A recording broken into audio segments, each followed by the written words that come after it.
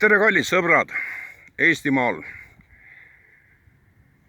Põhjust uuesti langetada kaabu on kindlasti see, et siin mu kodumaal, kus ma olen nüüdseks 5 aastat elanud, Hispaanias, Vahemere kaldal, on ka aasta viimasel päeval päike piisavalt kuum ja särav, nii et sellepärast ka see kaabu. Aasta lõpp, kokkuvõtete tegemine tehakse kõikvõimalikes formaatides, suuremas ja väiksemates, aga kahtlematult seda inventuuri, tagasivaadet teeb ju meist igaüks, absoluutselt igaüks. Selleks aastavahetus, aastate vahetumine ongi inimteadvuse tarvis, inimmõistuse tarvis, et teha niisuguseid vahesid, neid väikseid peatusi, vaadata tagasi. Enamik meist vaatab edasi ja minu tagasivaade möödunud aastane oleks järgmine siis. Õigupoolest peaks uuesti langetama pea, paljastama pea, aga ma jätan seda tegemata, ma teen seda vaimus, sest sellel aastal ja eriti selle aasta viimasel veerandil on selleks piisavalt põhjus. Lahkunud on mitmeid inimesi, kes on mind väga mõjustanud. Kui sa mõtled, et ma nüüd alustan kõigepealt Edgar Savisaarest, siis sa eksid. Paar päeva ennem Edgari lahkumist teispoolsusesse jõudis minuni info, teade, et on lahkunud usukaaslane, hea sõber, kellega ma võib-olla ei suhelnudki nii väga tihedalt, aga sedavõrd kvaliteetsemad olid need suhtlemised temaga, kui nad aset leidsid. Mees, kes oli samamoodi, see oli Hispaaniaga seotud, see oli Andrus Leinstrep. Ta lahkus jala pealt, kutsuti ära, inimliku muudkava järgi tõsine jumalamees, uuesti sündinud kristlane, suure pere isa, kes säilas möödunud aasta veel 6. korda isaks ja kutsuti ära. Ma ohkan selle peale ainult. Mul ei ole see siit saadik selgeks saanud, miks lõppes Andruse tee 47-aastaselt ootamatult ja jäädavalt, sest sellest kehast, kui me lahkume, siis see on lõplik lahkumine. Kõik, mis meid ootab ees, on lõplikult teadmata. Piisab sellest teadmisest, et miskit meid ees ootab ja mina olen üks nendest, kes on sellest täiesti veendunud ja selleks ma ei peagi seda endale tõestama. Ma ei vaja seda juba aastakümneid, selle tõestamist, piisab sellest teadmisest siin kohas, et Tammsaare kummastaval mõtte hüperboolil on võib-olla rohkem tõde, kui me oskame aimatagi praegu. Ja see kõlab ikka nii, kas on üldse elu ennem surma. Edgar Savisaar. Panin tema auks ja mälestuseks selga selle vana hea pintsaku, mida pole mitu aastat enam põhjustanud selga panna. läks veel selga, olgu, et ma olen piisavalt siin Hispaania pirukate otsas juurde võtnud, selga ta läks. Ja see märk, nagu ma aastaid tagasi ütlesin, see märk ei eemaldu kunagi minu käega siit pintsakult, see jääb siia nii kauaks, kui kestab see pintsak. See on märk veel Edgari elus olemise aegadel, kui oli temad viimased heitlused selles poliitilises plaanis, kus ta eemaldati jõuliselt, alatult, etteplaanitult ja see rullus lahti meie kõige silme all. Ma olin selle tunnistajaks päris lähedalt, sest ma jäin Edgari kõrvale nii vaimus kui ka füüsiliselt paljuti, kuni tema poliitilise tegevuse viimase lõpuni. Ja ma olen väga rahul sellega. See oli parim, mida ma teha sain. Ja vähim, mida ma sain teha sellele mehele, keda ma sügavalt austan ja jään austama kuni endaga viimse hingetõmbeni. Ta oli seda väärt. Aga ma jätan vahele kõik need osised, mida praegu analüüsitakse ja alustatakse neid lõputuid analüüse tema avalikust tegevusest, poliitika vallas, Eesti loos ja laulus, tema jäljest Eesti saatuse kujunemisse nüüdisajal, mis saab de facto ja de jure alguse 20. augustil 1991 ja sellisena ta kulgeb see meie eestikene kiira-käära üles-alla ja hoomatavalt ja tuntavalt on see trajektoor minemas allapoole. Aga see selleks, see, nagu ma lubasin, ei ole mitte teema, mille üle mõtiskleda, meenutada, sõnadeks vormistada, vaid nii nagu pealkirigi sellel videol eeldab midagi muud, siis nii see ongi. See on inimkarisma, see on karisma määratlematu inimese karakteri osis ja määratlus. Õigupoolest on see määratlus ja seda saavad teha ainult ja ainult loomulikult teised inimesed. Kui keegi ütleb, et ta on aus, siis ta ütleb seda mina vormis.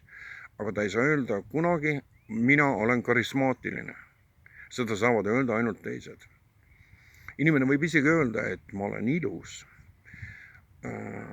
See ei kõla küll hästi, aga ta võib öelda. Aga ta ei saa kunagi öelda, ma olen karismaatiline. Seda saavad määratleda ainult teised inimesed, kes tunnevad selle inimese karismat. Mõtle selle peale, kui huvitav seos. Edgar Savisaar omas erakordset karismat. Milles avaldus see karisma? Tema karisma avaldus eelkõige selles, et ta ei olnud just nimelt mitte ilus mees. Imelik määratlus, aga nii see on. Edgar ei olnud mitte ilus mees. Edgar ei olnud ka eriline oraator. Ta eriti elu viimasel perioodil oli see nagu taandarengus, pärast muidugi rasket tervisekahjustust ja kõike sellega seonduvat. Ta ei olnud erakordselt osav oraator, kui võrrelda seal, ma ei tea, kellega iganes, Martin Helmega näiteks, kes on erakordsete oraatori võimetega, või Mart Helme, kes on kahtlematult väga huvitavate tekstidega, ootamatute käikudega ja küllalt otsekohene ja mingi plahvatus käis. Ei tea, mis siin toimub Hispaanias, aasta hakkab vist lõppema. Kuhu ma jäingi? Mart Helme, kellel on väga huvitavad käigud tema tekstides, kõnedes ja avalikes esinemistes. Aga ka neil ei olnud seda, mis oli Edgaril. see oli see, mis naelutas kuulaja, pani kõrvu kikitama, tekitas teatava vaimse niisuguse fluidumi, kui Edgar kuskil, kus iganes, kas telekaamerate ees või mingil koosviibimistel, koosolekutel, kongressidel, festivalidel, kus iganes avalikus ruumis astus esile, siis tekkis eetris nagu mingi teatav vaikus. Nendelt märkidelt, sellistelt vaikuse märkidelt hakkab peale tema karisma. Praktiliselt ettearvamatu, no see ei ole muidugi nüüd kõige olulisem osis. Praktiliselt oli ettearvamatu tema teksti kulg ja tema sõnumi sisu. Aga see ka ei ole kõige olulisem. Karisma kui seletamatu ja käsitamatu inimese omadus,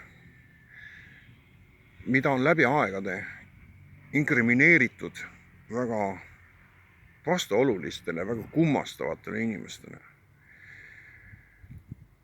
Väga kummastavatele inimestele, kes on jätnud jälje. Loomulikult on esimeseks võrdluspunktiks olnud, see ei ole mitte ainult minu tõdemus ja vaatluse tulem, paljud on seda täheldanud, Edgar Savisaare karisma, kahtlemata tema tarkus, tema läbinägelikkus ja tema kombineerimisoskus, komponeerimisoskus eelkõige on ligilähedane kõige legendaarsemale Inglise peaministrile, ajaloolisele isikule Winston Churchillile. Ka nende välimuses on teatavad kokkupuutepunktid ja vormilises osas, et see ei ole muidugi mitte midagi erilist. Samasugust karismat omas ka Jossif Vissarionovitš Stalin, erakordse karismaga mees, kes praktiliselt ei rääkinudki midagi. Tema kõned ja tekstid on tundmatud. Karismat jagus Jossil niimoodi, et terve planeet ahhetas sellist powerit, sellist meelevalda, sellist inimmeele haaramist oma personaalia ümber ei ole saavutanud mitte keegi, mitte ükski Ameerika president, mitte ükski persoon, kui siis võib-olla Lenin või kes iganes, aga Lenin ulatub natukene kaugemale ja temast on tehtud selline müüt ja selline müsteerium, et sellest läbimurde ei jõuda persooni tõelise olemuseni on juba ääretult raske. Uuesti tagasi ja alapoole tulles nendelt pjedestaalidelt, kus on isikud, keda ma nimetasin, siia meie väikse tillukese Eesti mareaali, siis Eesti nüüdisajaloos, mida polegi ju eriti palju, ei ole üldse absoluutselt kedagi ligilähedastki, kes oleks omanud sellist karisma. Ja nüüd tuleb see põnevam osa, et jätab kõik selle sinna paika. See ei ole oluline. See, mida ta tegi, seda ta tegi. Ma puudutan karisma seda osa, kuidas karisma mõjub, karismaatilise mehe karisma mõjub naisele, naisterahvastele. Ja need on need osad ja need mälestused ja tähelepanekud, mida ma nägin isiklikult. Ma jätan väga palju informatsiooni ainult enda teada, sest ma oman seda piisavalt palju, kuna meil oli sidemed, väga omapärased sidemed, väga omapärasel tasandil Edgar suhtles minuga hea meelega, ta helistas tihti, hilisematel aastatel võib-olla vähem, aga noh, ootamatult ja märgiliselt olid alati need hetked, kui tema number, see oli salastatud number muideks, ja kui ma nägin jälle, et telefonis plingib salastatud number, siis tõmbasin ennast automaatselt trammi nii-öelda, kohendasin lipsu, teadsin, et toru teises otsas on Edgar Savisaar. Edgar, tema karisma ja naised. Edgari kõige märgilisemaks, kui ma mõtlen tema peale, samas on märgilisemaks osaks oli tema selge ja äratuntav huvi kaunite naiste vastu. Kaunite naiste, aga ka naiste, kelles oli samamoodi teatav karisma. Siit kohast ma seda livedat teed pidi ei kavatse edasi astuda, et mis on naise karisma suhtes tema välimusega ja tema vormiga, tema seletamatu fluidumiga, mis on naise ümber heljumas. Edgar tõmbas ligi oma karismaga naisi. Ise mitte olles klassikaliselt kaunis mees, ilus mees, tõmbas ta ligi. Ja neid naisi oli oi kui palju. Nüüd õigupoolest peaks andma selle mõttearenduse edasi kellegile naisele, kes teab, mis on mehe karismas see, mille poole on vastupandamatu tõmme. Aga ma proovin seda ise teha. Proovin seda fenomeni ära mõista. Edgari karisma peamine osis oli tema saladuslikkus, käsitamatus ja seda, kas ta ise tajus või ei tajunud selgelt, kasutas ta igal juhul täiel määral. Pole küll põhjust, aga võib ju siiski üle libistada need avalikus ruumis ära märgitud naised, kes on